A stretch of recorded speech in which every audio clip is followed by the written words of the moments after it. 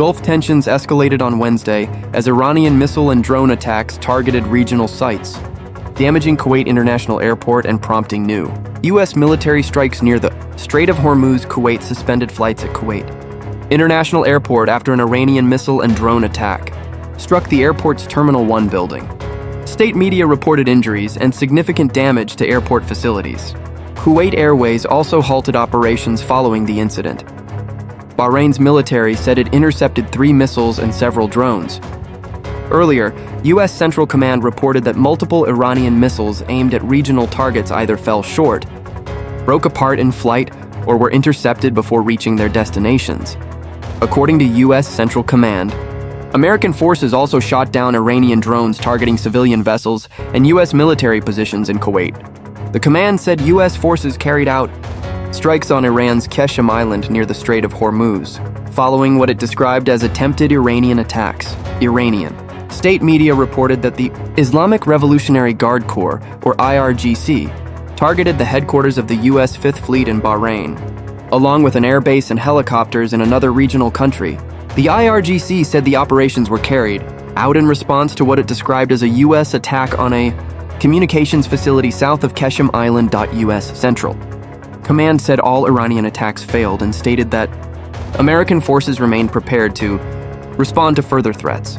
The latest escalation comes despite ongoing efforts to formalize a tentative ceasefire agreement announced last week between Washington and Tehran.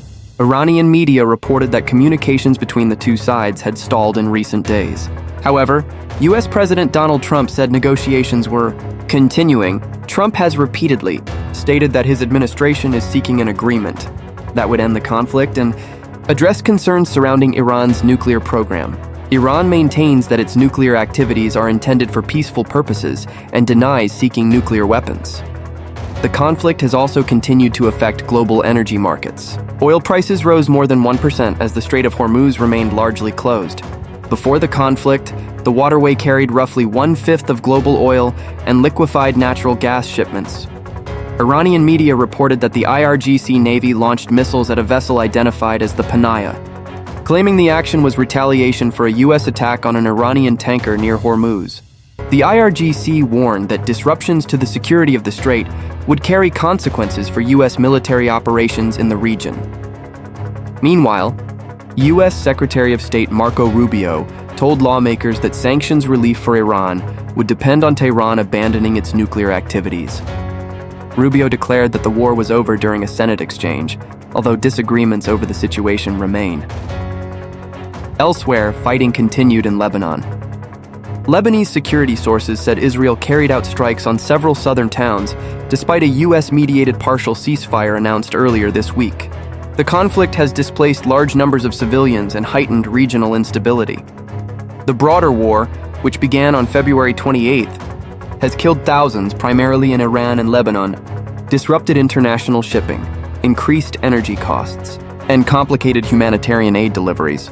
Across several regions, authorities and international observers continue to monitor developments as military operations and diplomatic efforts proceed simultaneously across the region.